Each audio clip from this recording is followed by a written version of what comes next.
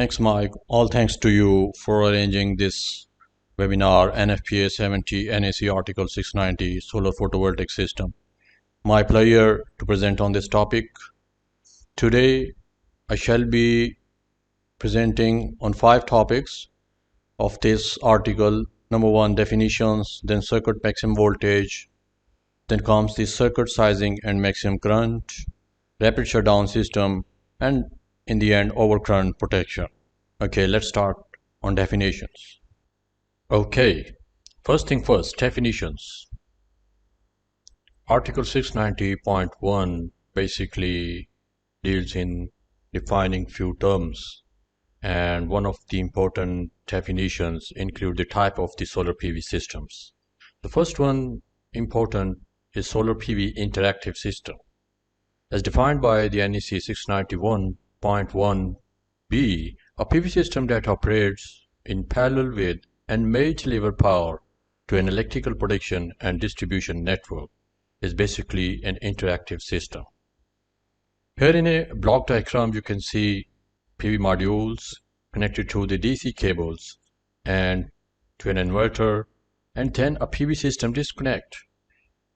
Now the output circuit of the PV system disconnect is connected to main AC distribution panel and utility meter. By the way, this is a typical solar PV system which could be installed at a residential place consisting of 1 or 2 dwellings, or it could be a commercial building.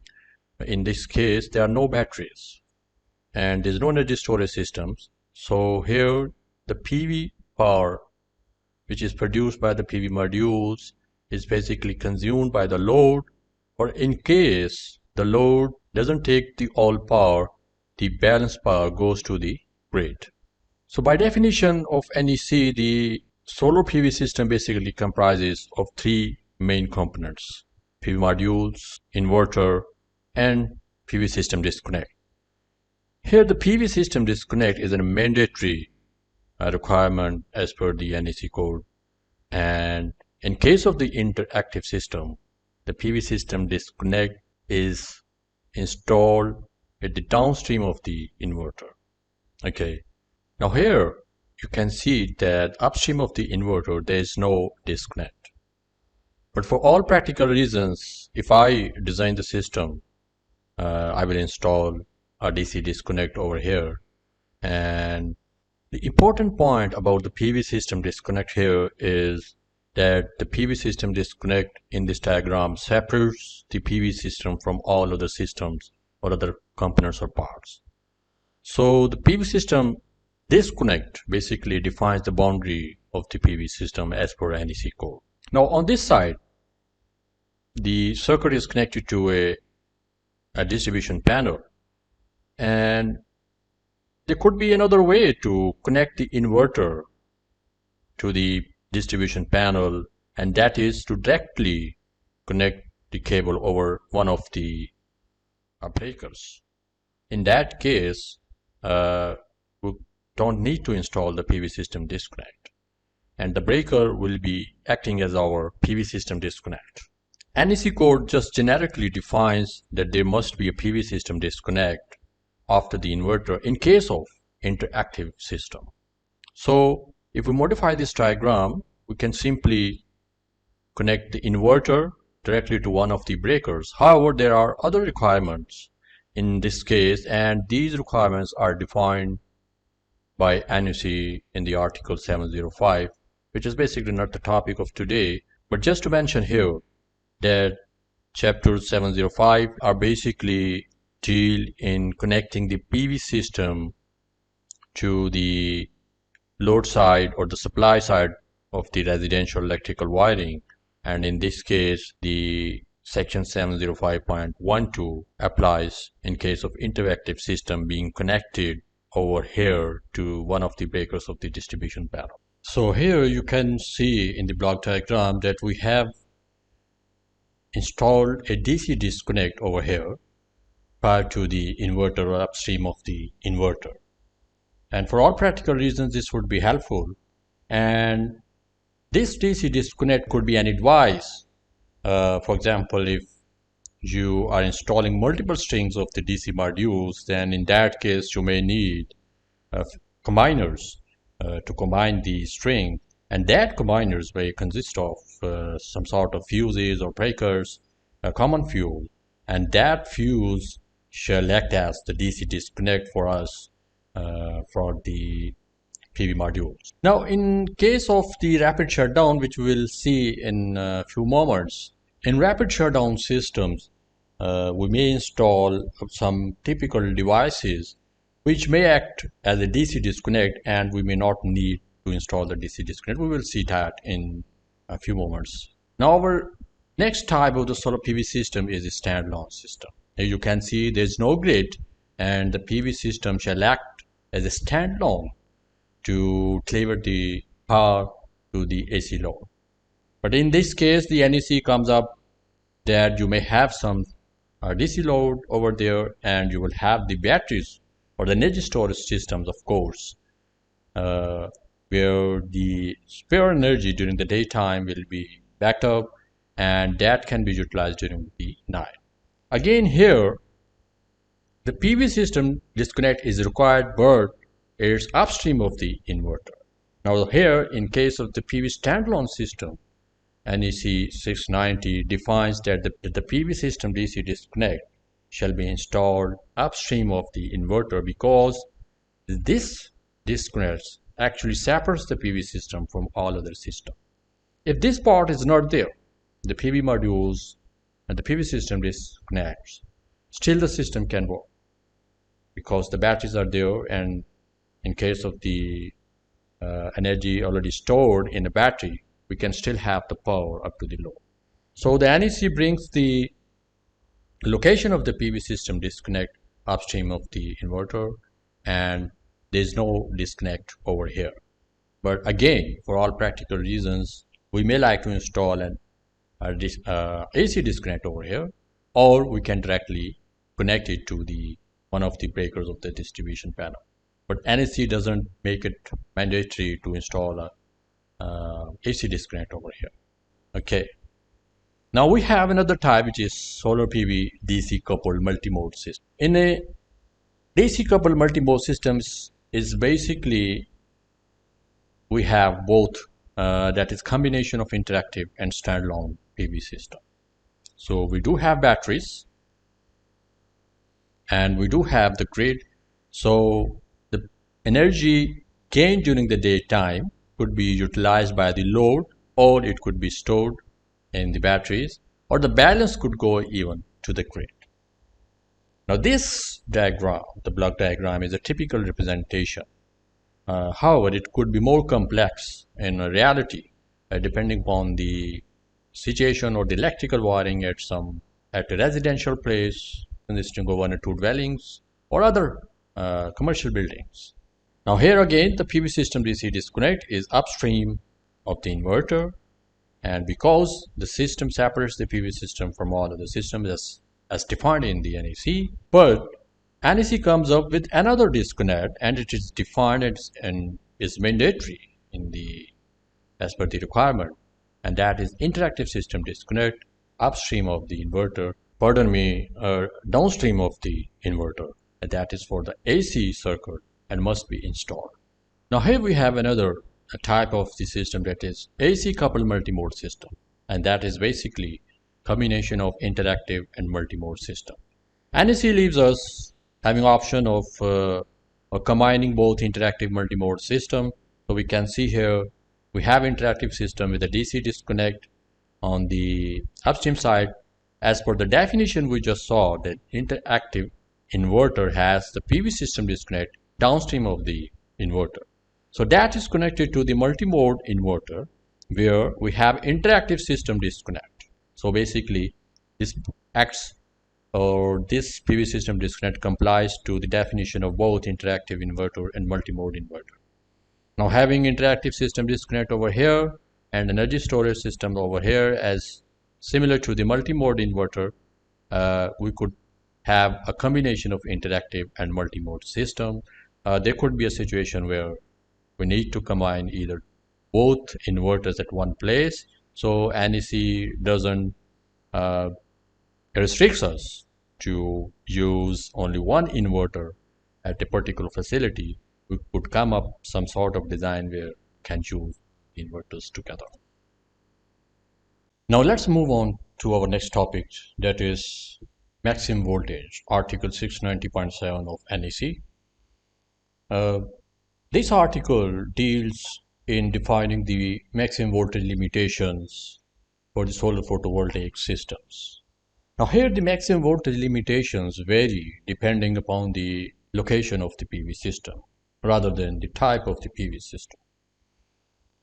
So here the maximum voltage as NEC defines it is between any two conductors or between a conductor or a grounding conductor. So within a system, the maximum voltage could either be maximum out of these two options. Now for a small family residential place, one or two dwellings, maximum voltage is 600 volt DC defined by NEC. And this 600 volt DC voltage is there, we know it from many last versions of NEC. You know that NEC version changes every 3 years. Right now, we have the version of NEC 2020. Now, other than the one or two dwellings, if it is a building, then the maximum voltage defined is 1000 volt DC. And for a ground mount system, the maximum voltage is 1500 volt. However, the NEC code, while defining the maximum voltage 1500 DC for the ground mount systems, also gives an exception, that is the part 2 and 3 of the article 490 are not applicable there. This article basically deals in the electrical wiring having 1000 volts or more, specifically dealing in AC voltage breakers and switch gears. More important point is that the maximum voltage has to be temperature adjusted. We know that the voltage of the PV module increases with respect to the decreasing temperature or its ambient temperature. The cell temperature or the ambient temperature are two different things for a PV module, but in general we can say that if the ambient temperature decreases, the open circuit voltage or the operating voltage of the PV module increases. Now that is a bit tricky, because if the ambient temperature falls and falls, the voltage of the PV module, all the PV modules connected in series in a string, the voltage of the string shall increase. So NEC comes in here and let us know three options to calculate the temperature adjusted maximum voltage. The first one is 690.A1. That is, it says we have to follow the instructions included in the listing or the labeling of the module. That is the data sheet which comes with the normally with the PV module delivered by the manufacturer. We can see that the temperature coefficients are provided there. And if we look at temperature coefficient for the voltage open circuit, here it is 0.26% per degree centigrade. So for every degree centigrade, the voltage shall change by 0.26%. If the temperature is decreasing, the voltage will increase, and vice versa. Now the second option here is that NEC gives a table that is correction factors which we can straight apply depending upon the ambient temperature. So in the first case, we had the listing or the instructions from the manufacturer that comes as a temperature coefficient, but NEC gives a very simple straightaway factors depending upon the ambient temperature. In the first case, we have the temperature coefficient, but remember that this temperature coefficient, as given here 0.26% per degree centigrade, here the temperature refers to the cell temperature or the temperature of the PV module itself. It's not the ambient temperature.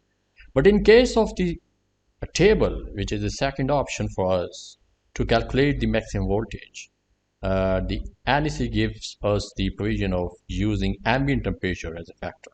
So if the ambient temperature is suppose between 0 to 4 degrees centigrade, then we can simply straight away apply a factor of 1.1 and multiply it with the given open circuit voltage in the data sheet.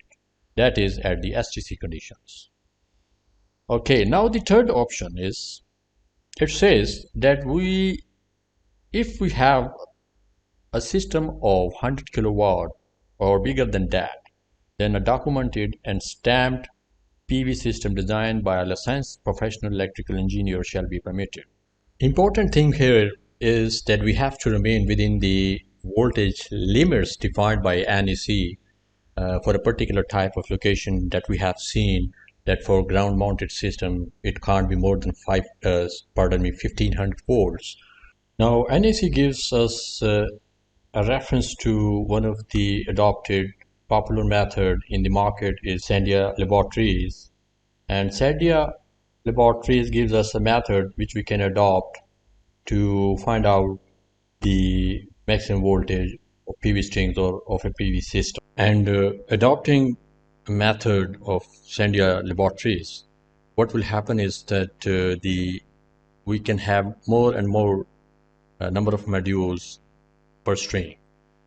In a system of like 100 kilowatt or more, we have many strings, and eventually having more modules per string, meaning we have to reduce the total number of strings in a system, a solar PV plant or system, and this will eventually reduce our cost. Okay, now let's move to one of the another sections of NEC, and very important, that is circuit sizing and current. In this section, NEC leads us to how to find out the maximum current and sizing the cables. The first one is how to find out the maximum circuit current in a PV circuit. Maximum current is important as we need to size the cables and align protection devices. So NEC sets few rules to calculate the maximum current. One thing we should remember is that that is the short circuit current. We just saw in the previous slides that the short circuit current is mentioned in the data sheet. So what are the major rules set out by the NEC? Though there are many clauses in this section is full of a lot of stuff, but I'm gonna mention here most important clauses. The first one is for parallel connected PV modules, the maximum current shall be 125% of sum of rated short circuit currents of each module. Okay, if we see the data sheet here, from one of the manufacturers, and we can see that the short circuit current here is 18.31 amperes. Okay, now let's assume that we have two strings. Remembering that the maximum current of a string, or the short circuit current of a string, is the same as that one of the modules within the strings. So what shall be the maximum current is the formula given by the NEC, this clause. So the maximum current here will be 1.25 multiplied by sum of the two separate strings for the short circuit currents. So if we take this module as part of our example, then 18.31, then we will add up the two strings, assuming all the modules and strings are same from the manufacturer. This comes out to be 45.78 ampere. So our maximum current calculated is 45.78 ampere, and we shall be sizing the cable and a line of the protection devices based on this maximum current rather than taking the short circuit. Okay, now there's another clause again, as we saw in case of finding out the maximum voltage. NEC code gives us provision of for a PV system with a generating capacity of 100 kilowatt or greater, a documented and stamped PV system designed by a licensed professional electrical engineer shall be permitted. That actually, again, the NEC code gives reference to the Sandia laboratories, and adopting the method by Sandia laboratories gives us allowance in a way that it will reduce the maximum current up to some extent. So in some particular locations or in some particular scenarios, we may end up having less calculated maximum current as we calculated in the previous slide, and this will eventually reduce our cost because the cable size will decrease, the other protection devices, the size of them will decrease, and eventually our overall cost will decrease. However, there is a pertinent condition to this clause, that is that the current value calculated by this method shall not be less than 70% of the value calculated using first method. So we have a down limit that is 70% of the first method, that is taking 0.25% of the sum of the calculated circuits. Okay. Another clause is that is DC to DC converter inverter output circuit current. In this case, the clause says there are two different clauses basically, but I have combined here for simplicity. The maximum current shall be the DC to DC or inverter continuous output current rating. So the maximum output current rating given by the manufacturer. Remembering that we may like to use some type of DC to DC converters, and we have that in the market where we convert the DC obtained, the DC power obtained from the PV modules into another optim DC voltage. That is totally another subject. But for the sake of simplicity here, assuming that a DC to DC converter can be used, the maximum current for the output shall be the continuous output rating as given by the manufacturer.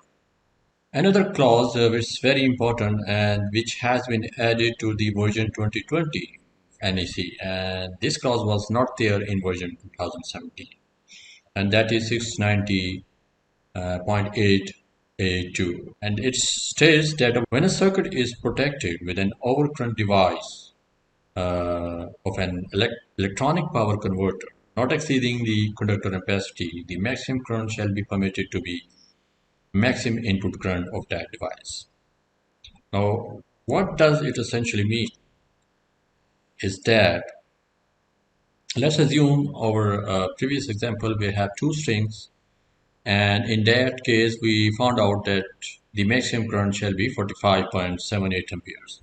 But this clause gives us an allowance saying that if we have an electronic power converter, and in this case we take the inverter, which is basically an electronic power converter, and assuming that its maximum input current is 40 ampere, which is less than 45.78 we have calculated previously, then the clause gives us allowance to accept this as maximum current. Okay, the reason is that this electronic power converter or inverter has a internal current limiting capability, and having recognized these electronic devices with current limiting devices or current limiting functionality, the protection is there, and we can use 40 ampere, meaning we can size the cable maximum up to 40 ampere other inline protection devices if we need to do that. Okay, now once we have found out the maximum current in the PV circuit, the next step is to find the size of the cable. In general, if we have to find out the cable size, we need, once we have found out the maximum current, capacity or ampacity, then we use that maximum current or ampacity and refer to the couple of tables provided in section 310.15 or the chapter 9 at the end of the NEC to find the exact size of the cable. But before we directly apply these tables, we may need to apply a few adjustment factors to upgrade the found capacity before taking out the cable size. And what are those adjustment factors?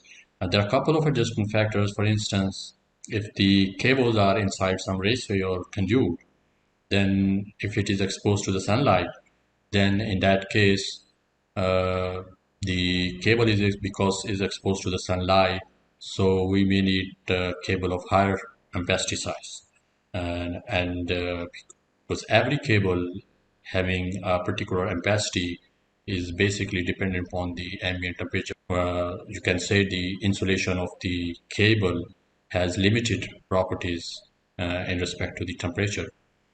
So similarly, the number of conductors in a conduit is also maybe a detrimental factor, because increasing the number of conductors inside a conduit will increase the generation of heat, and having more heat accumulated inside the conduits, meaning we or reducing the uh, eventually the net ampacity of the conductor.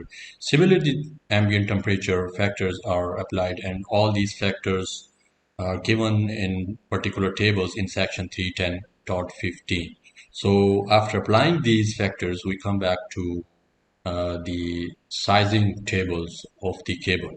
Now, for 690, in 690 article, particular for the photovoltaic systems, NEC sets a particular rule, and it says that the circuit conductors shall be sized to carry out not less than larger of following two methods.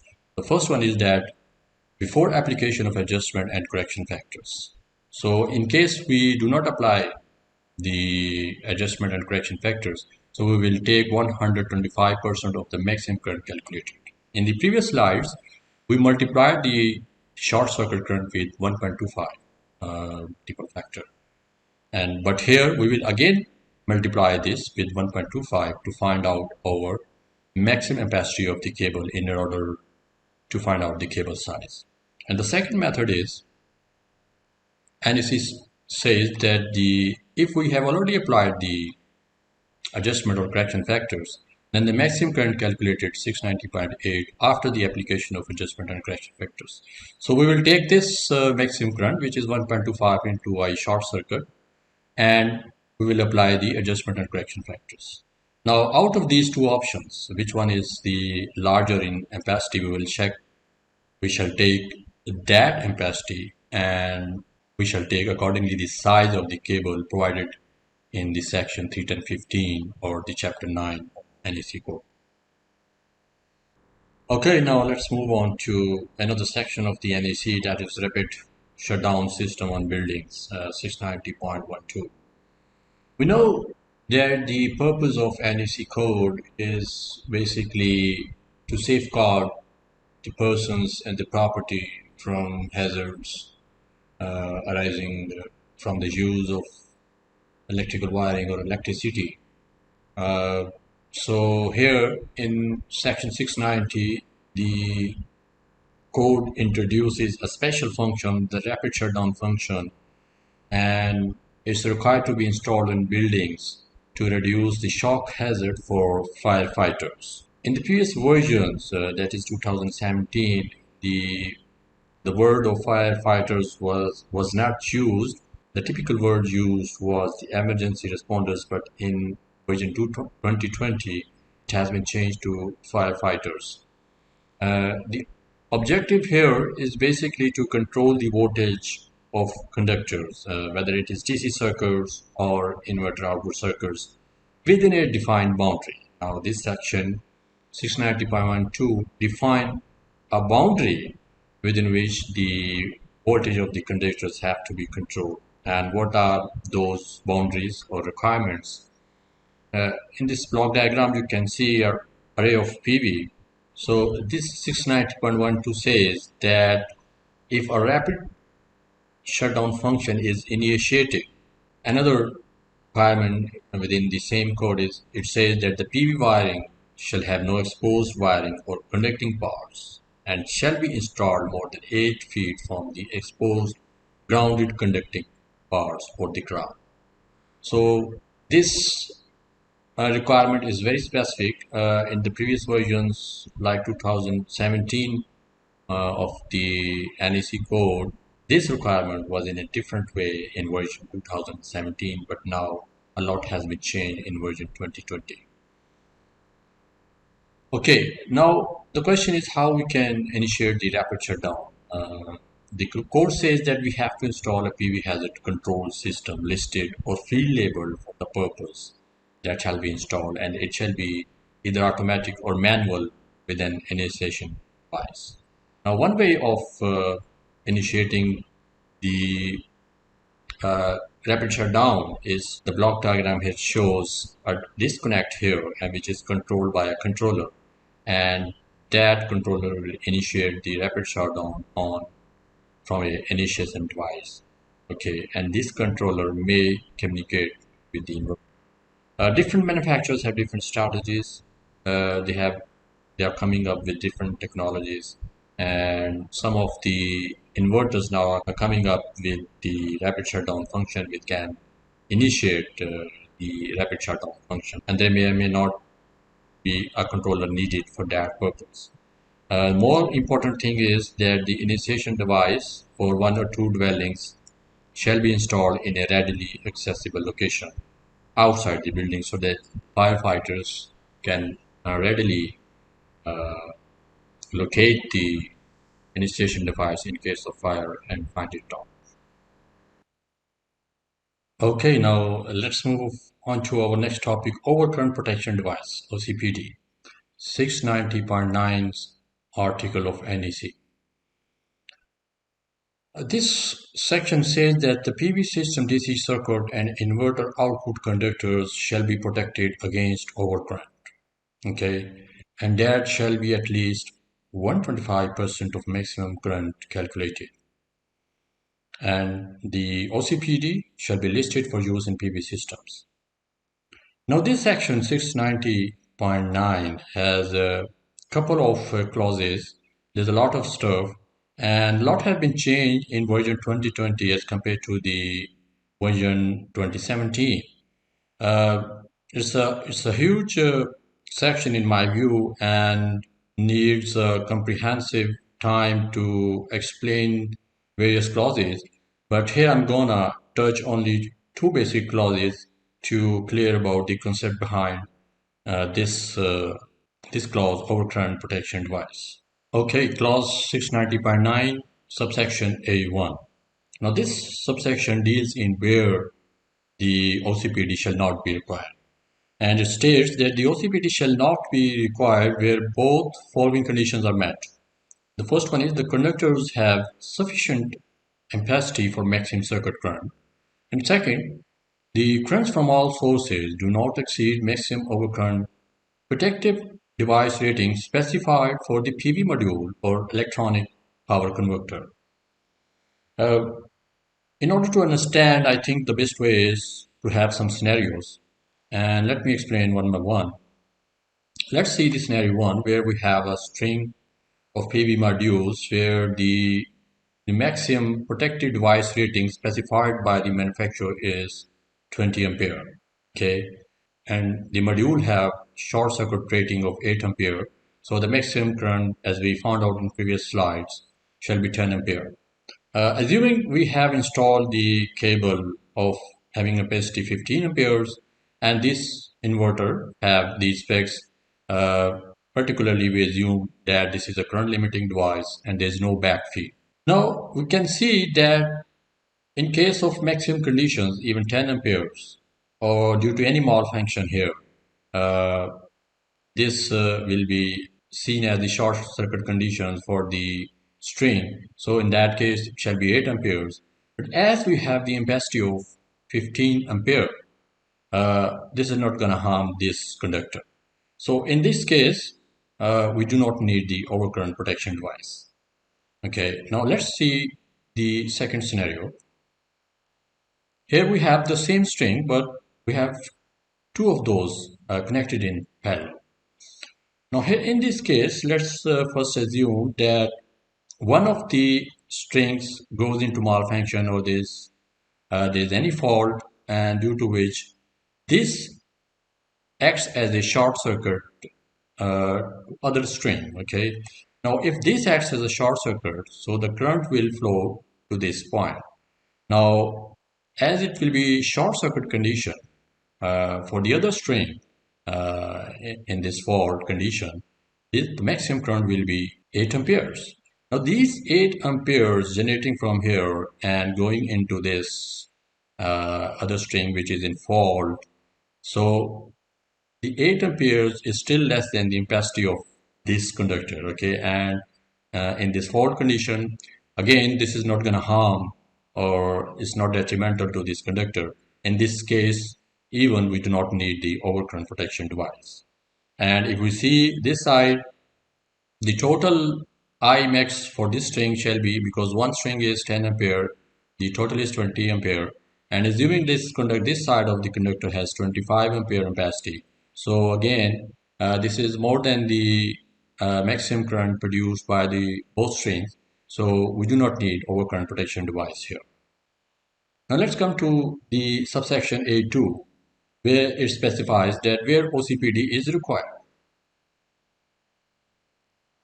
It says a circuit conductor connected at one end to a current limited supply, where the conductor is rated for maximum circuit current from that supply and also connected to the sources having an available maximum circuit current greater than greater than the capacity of the conductor shall be protected from overcurrent at point of connection to the higher current source.